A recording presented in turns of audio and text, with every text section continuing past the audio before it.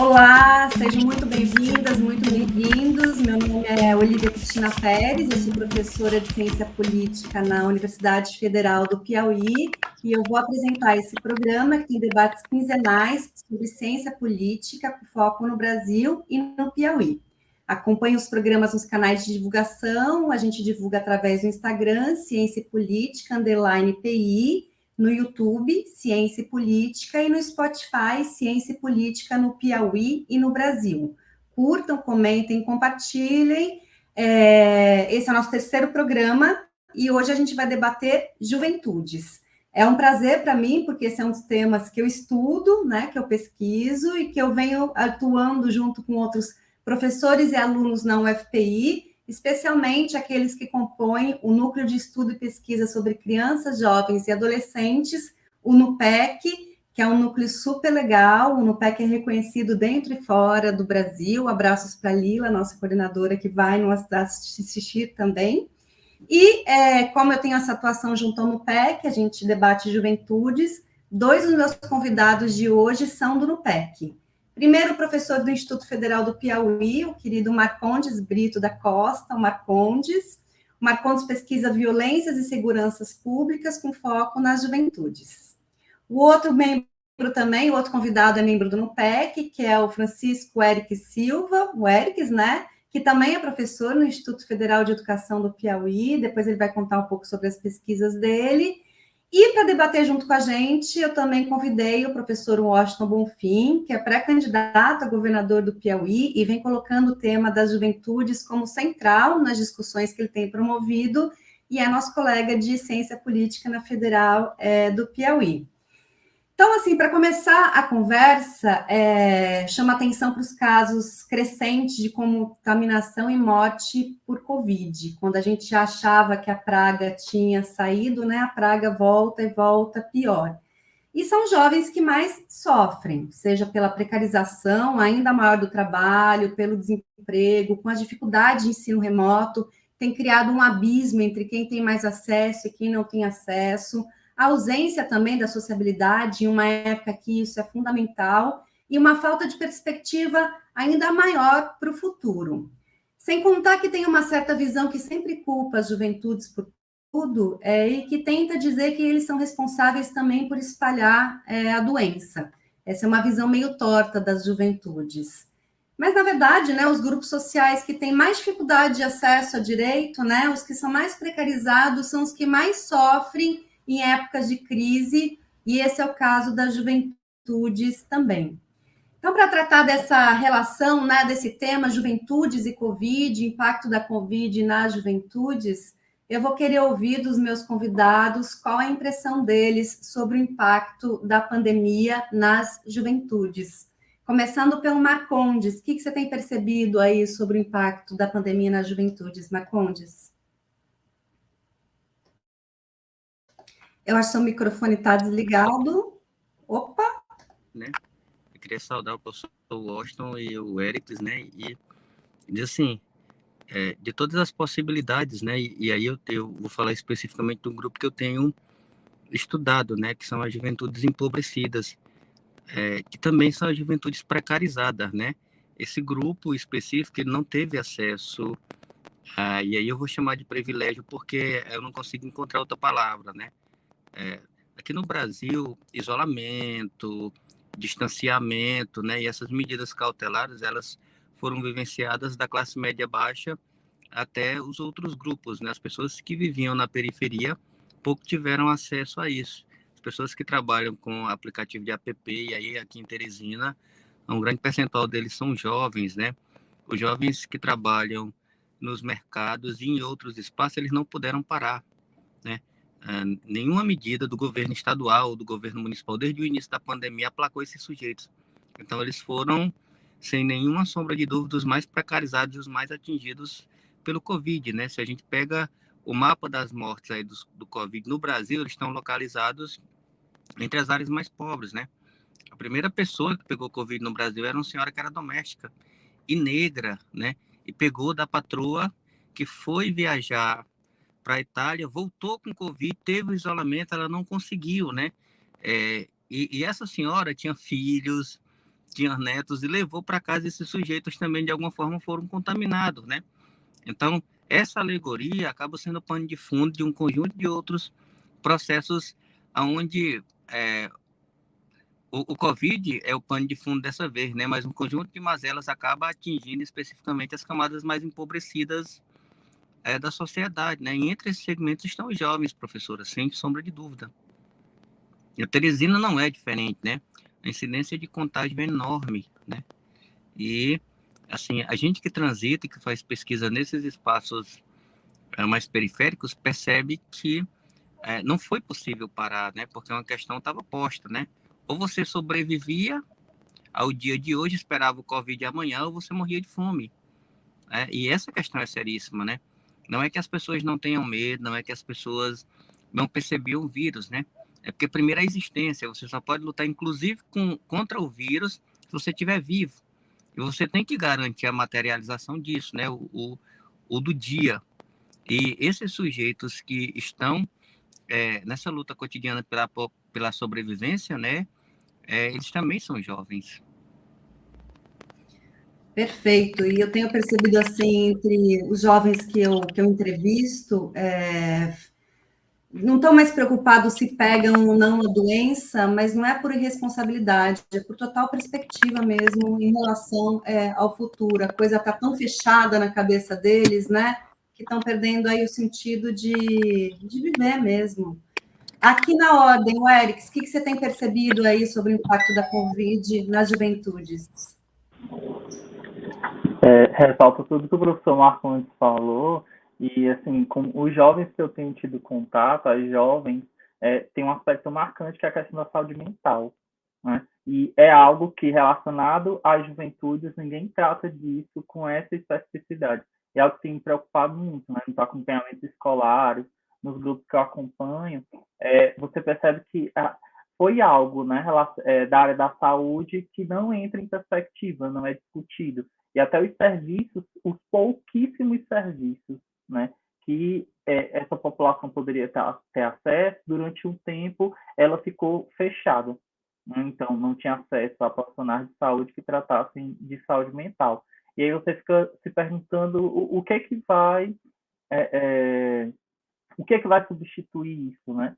E aí eu lembro aqui da pesquisa que o Nutec fez, relacionada às trajetórias juvenis durante a pandemia, e esse era um aspecto marcante nas entrevistas, inclusive, né? Assim, que estratégias esses jovens criavam dentro desse cenário para tentar lidar com essa falta de sociabilidade, né, desses grupos que puderam ficar em isolamento. E eu lembro quando eu era professor do Instituto Federal, né, esses diálogos apareciam bastante.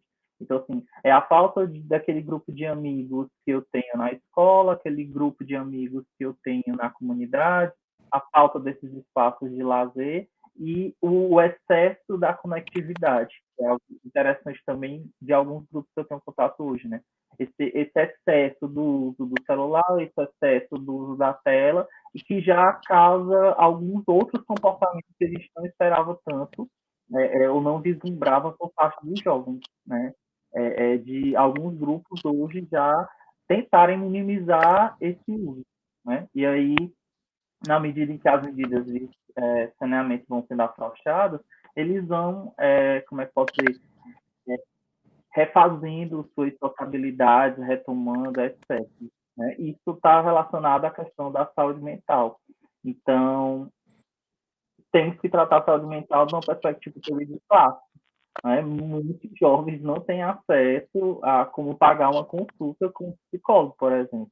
Né? E em alguns grupos você percebe que esse caminho, né, de ter acesso a um profissional, ela nem entra no cenário, né? Assim, como algo que eu possa ter acesso, não que não considere como importante, porque tem essa consciência, né? Embora alguns grupos de profissionais tenham colocado, por exemplo, atendimentos gratuitos ou com um valor, né, assim, simbólico, como eles colocaram, valores sociais, mas tem uma parte da população que não tem. E os problemas vêm de ansiedade, depressão, as estatísticas de suicídio aí também chamando a atenção, né? E no cotidiano você percebe isso, nas conversas, essa falta de perspectiva com o futuro que tem atingido muito também, né, os jovens, sem emprego, não ter mais tesão pela escola, vou permitir o uso dessa palavra, né, assim, não tem uma vontade, e já com o andar da pandemia, já 2 anos, né, muitos jovens vêm já sentindo esse fardo pesando cada vez mais, né? E estamos num momento em que nós não temos construído tantas perspectivas interessantes, por exemplo, de fazer a educação via remoto, né, ficar atrativa, ficar interessante. Então, assim, a gente está vivendo uma grande bola de neve. Aí preocupa muito onde é que isso vai dar. Somado aí a ansiedade e depressão dentro do rol de saúdes mentais agravados pela pandemia, eu coloco mais algumas doenças, né? Transtorno bipolar, esquizofrenia, alcoolismo. É esse o cenário, professor Washington?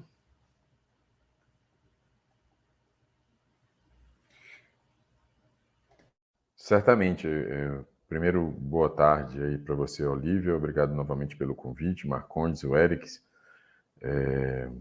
Eu faria duas observações até de maneira rápida. A primeira é o fato de que você tem no sistema de proteção social brasileiro várias alternativas, por exemplo, para as pessoas mais idosas, né?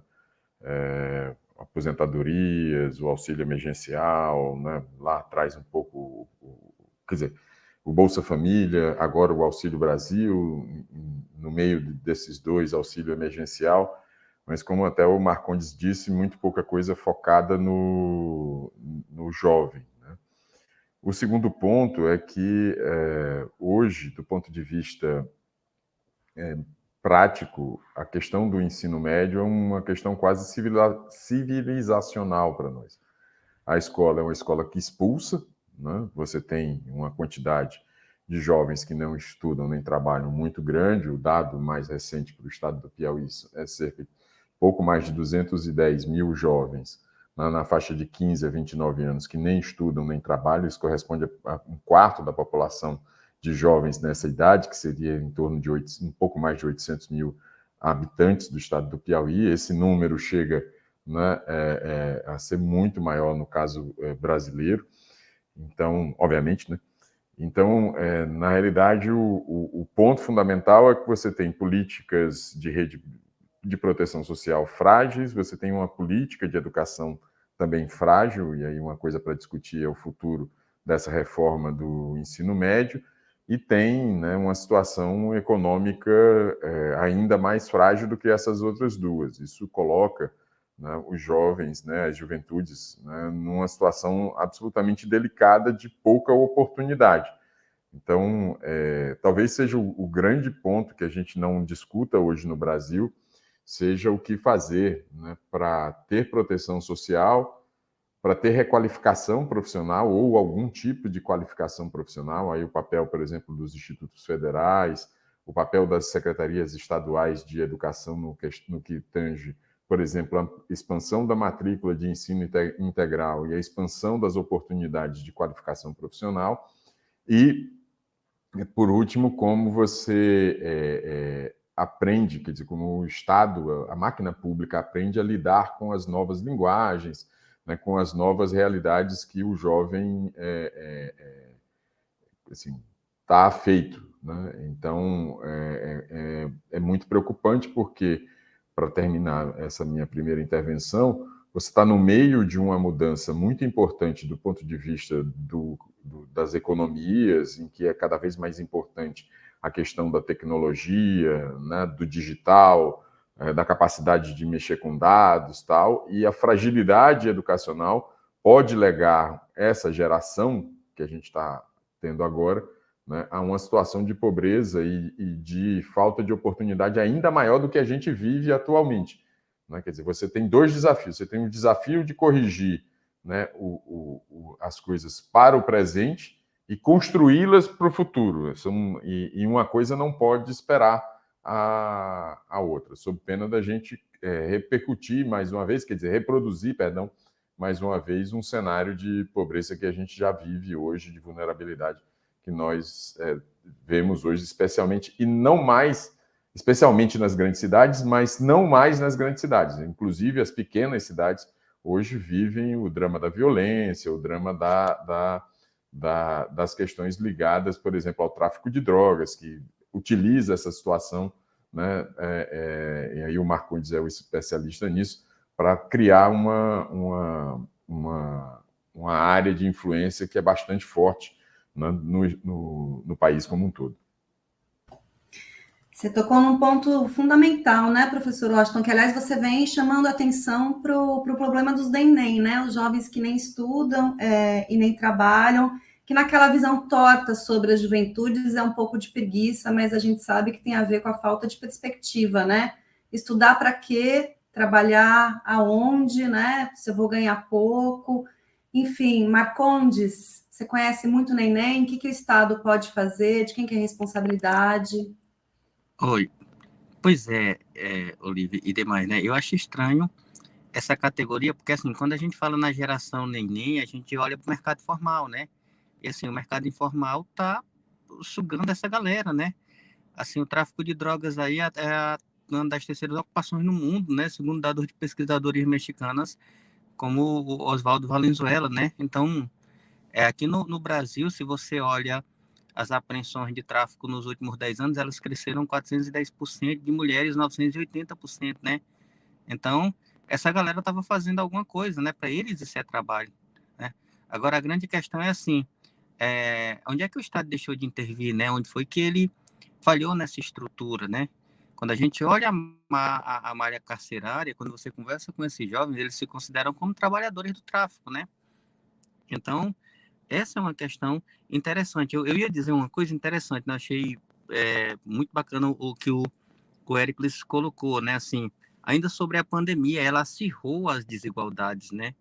Um ponto horrendo sobre a pandemia é que ela acirrou a desigualdade em todos os campos, né? Inclusive nos campos da morte. O Brasil é um dos únicos países do mundo onde nem a morte é democrática, né? Assim, tem um sujeito específico que é mais matável, né? Alguns autores falam aí no juvenicídio. Acho que um dos sujeitos sociais que mais têm sido impactados já eram impactados, né? E agora, com essa pandemia, são ainda mais, são jovens, né? E aí, assim, Teresina é uma cidade, e o Piauí especificamente é um dos estados mais estratégicos para o crescimento do narcotráfico, né? E até agora a gente não tem tocado nisso. E o narcotráfico, ele se movimenta aí selecionando os jovens como público central, né? Tanto das ações cotidianas de distribuição de drogas aí, como dos sujeitos que vão servir como mula e ajudar no transporte e nas outras dinâmicas, né? Então é necessário olhar para esses sujeitos com uma rapidez enorme, né? Todas as políticas, se a gente olhar para o Estado, né? O Estado do Piauí não tem uma secretaria de juventude, tem uma coordenadoria que não tem poder nenhum de fazer política pública porque não tem orçamento. Quando a gente olha para a prefeitura, a gente tem uma secretaria que está sendo desmontada, que é a Senjuve, né? Ninguém ouve falar quem é o secretário. Quando a gente olha para o orçamento, ele é risível, né? 1.200.000 para uma cidade com a quantidade de jovens de Teresina parece brincadeira, né? Então, você não pensa em intervenção estatal sem dinheiro e sem estrutura pública para fazer isso, né? O poder não deixa vácuo, a gente sabe disso, né? Enquanto cientistas sociais e cientistas políticos, se ele não é ocupado pelo Estado, ele vai ser por outro. E nesse mundo em que você se humaniza pelo consumo, o mercado ilegal ele cresce bem mais, né? Então, quando a gente pensa no mercado neném, a gente olha, em geral, a qualificação que a escola oferece e o mercado convencional, mas essas instituições estão em crise, né? Quando você vai olhar, aqueles jovens que já não têm interesse pela escola é justamente os que ela mais expulsa. Não faz questão nenhuma. Quando a gente olha a questão da violência, muitos jovens deixam de frequentar as escolas porque nos bairros onde eles moram não tem. E eles vivem em bairros sitiados e fatiados por grupos criminais, né? Antigamente eram gangues, hoje são facções. E a gente não tem intervisto nisso, de nenhuma maneira. Não tem política pública de segurança, de educação, de saúde, de geração de emprego e renda, né? Nenhuma. Para pensar esse sujeitos nessa condição. Perfeito, Marcondes. Aliás, eu aprendo mais esses programas do que com horas de leitura sobre as juventudes. Realmente tem sido um prazer aprender com vocês. Eu vou tocar no último ponto do bloco, que é a relação entre juventudes e política, que é meu tema de estudo. Existe aquela visão torta, né, sobre as juventudes, que dizem que elas não participam politicamente. De fato, tem dados que mostram a queda no comparecimento eleitoral de jovens entre 16 e 17 anos, aqueles que não são obrigados a votar. Então, fica com aquela impressão de que a juventude ela é apática, ela não participa, né, não está nem aí com nada, e a gente sabe que faz parte dessa visão que culpa as juventudes por vários problemas do mundo. Mas, na verdade, minhas pesquisas mostram, e a gente sabe, né, que tem pipocando, né, tem muitas organizações políticas de juventudes, tem muitos coletivos aí exigindo, né, dando um recado de que as organizações devem incluir jovens, mulheres, negros, população LGBTQIA+, nas decisões coletivas. Então, eu tenho mostrado, né, que, ao contrário dessa visão apática, os jovens participam politicamente, ainda que não seja no modelo que a gente está acostumado ou que a gente gostaria que fosse. O Éricles, quais os recados que a juventude tem passado em termos de organização política? O que você tem percebido? Embora eu tenha falado, né, dessa apatia, aliás, não é apatia, né, mas assim, de uma reconsideração nos modos de utilizar os mecanismos digitais, vem com força os meios digitais como esses meios de manifestação política, né? Embora alguns pesquisadores já tenham mostrado preocupação com isso, né? Mas é uma forma que nós temos de nos engajar. E no momento que você estava falando, eu sou um bandista e convivo com alguns grupos de periferia aqui de Teresina, né, de jovens, e é interessante as ações que esses jovens fazem nos seus bairros, dentro dos terreiros, dentro das suas comunidades, de engajamento de outros jovens, a partir da arte, né, a partir da estética, a partir da religiosidade, a partir da necessidade do bairro.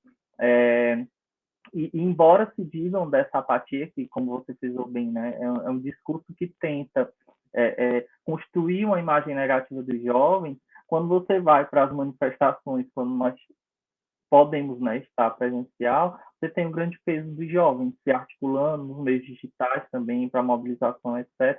Mas eu também falo dentro das escolas.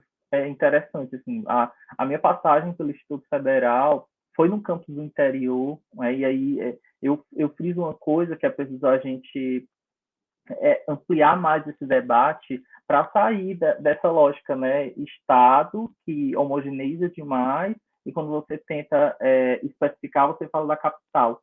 E no interior, esses jovens estão se mobilizando, eles estão construindo possibilidades, eles estão se engajando. E foi uma coisa assim linda que o Instituto Federal de Paulistano me mostrou, né? Você tem uma juventude que está engajada nas suas perspectivas, né?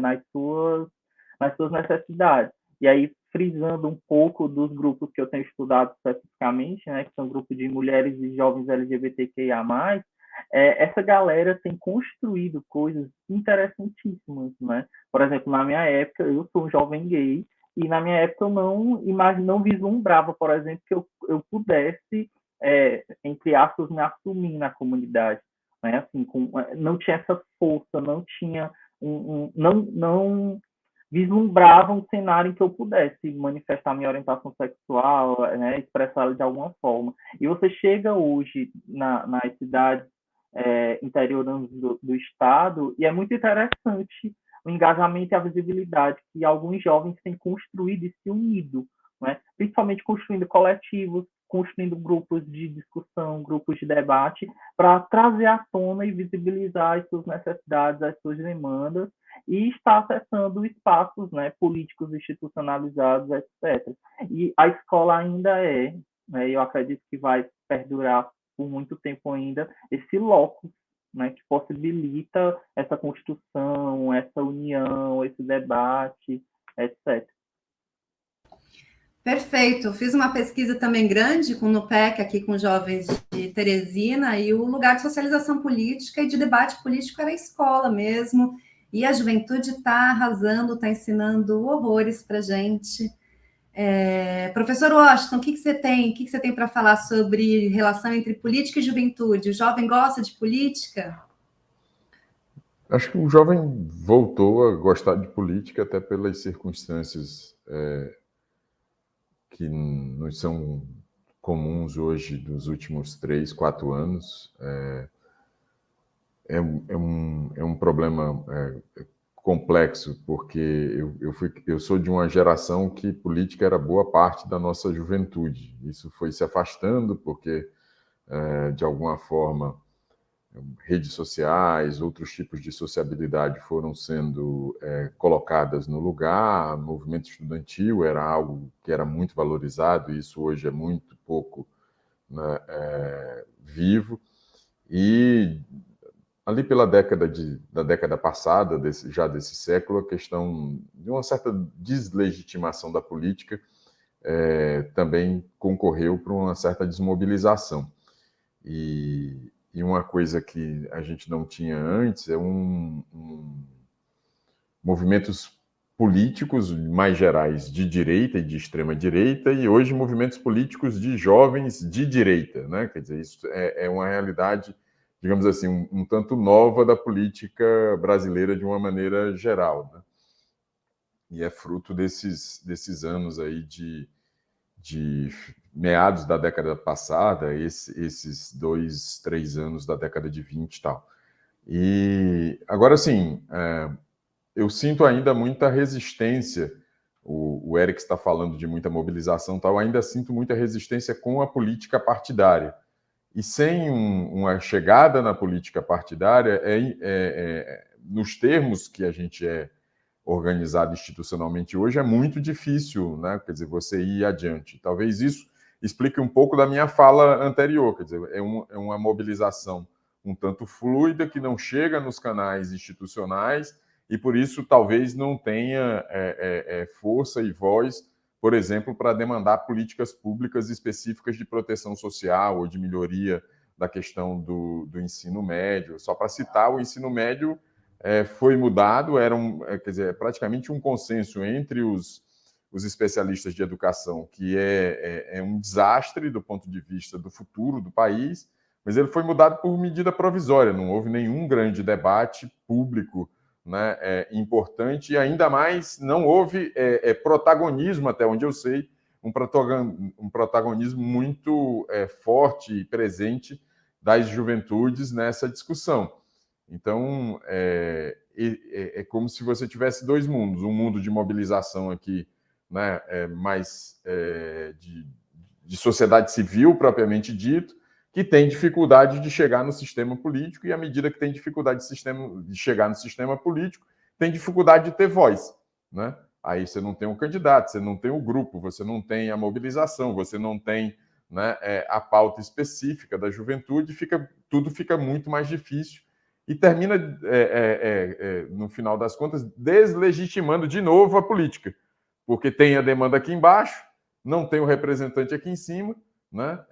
Infelizmente tem essa questão, né? Quer dizer, é um sistema que vai afunilando, hierárquico, e a hierarquia está no mandato, né? Quer dizer, você começa de vereador, de prefeito, deputado estadual, federal, e a presença da juventude, das juventudes nisso, eu vou só... Hoje você ainda tem, hoje muito menos, mas até 10, 15 anos atrás, grande parte, né, da elite política, para o bem ou para o mal, era oriunda dos tempos de resistência à ditadura, ou seja, de luta pela democracia, em todos os partidos. Isso basicamente acabou. A gente mudou muito, quem estuda essa parte de perfil de elite política sabe que isso está mudando, né? Migrou um pouco para profissionais liberais, policiais militares, né, pessoas oriundas, né, das igrejas, e nisso a juventude perdeu espaço.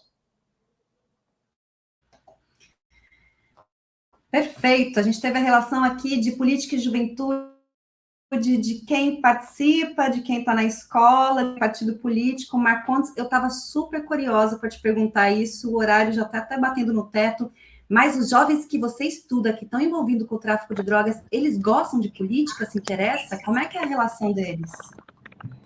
Pois é, assim, essa política institucional não, né? Mas assim, tudo na comunidade é política.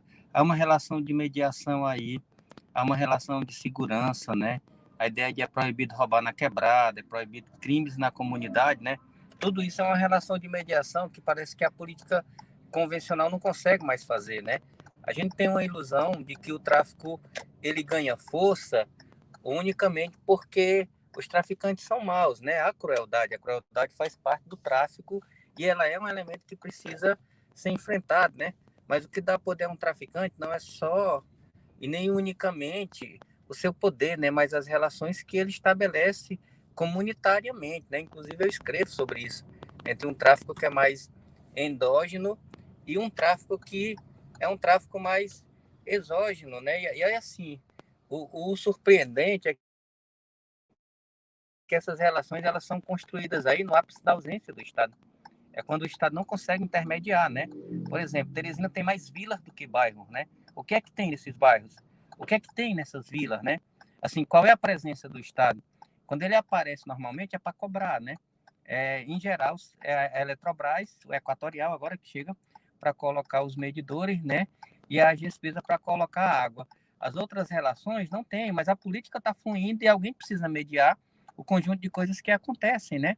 E elas estão acontecendo da melhor, da pior forma, né? Então, esses jovens adoram política, eles vivem política, né? Mas há uma descrença no modelo político convencional. Os políticos convencionais, eles transformam a política no espaço, eles esvaziam a política, transformando a política no espaço de familismo, né? Assim, é muito mais a sua elite, o seu espaço de poder do que as relações comunitárias. Então, o cara já está lascado, né? Me desculpe a expressão, extremamente fodido, né?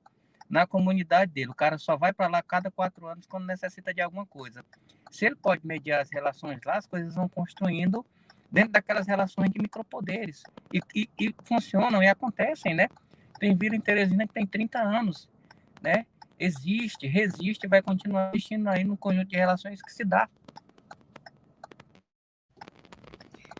Gente, perfeito. Eu faria vários programas, conversaria horas sobre juventude e política com vocês, mas encerrou o nosso tempo. Queria muito agradecer a participação de todos, todas, né? Aqueles que nos escutaram e que nos ouviram, e aguardem o próximo programa daqui a 15 dias. Tchau, tchau.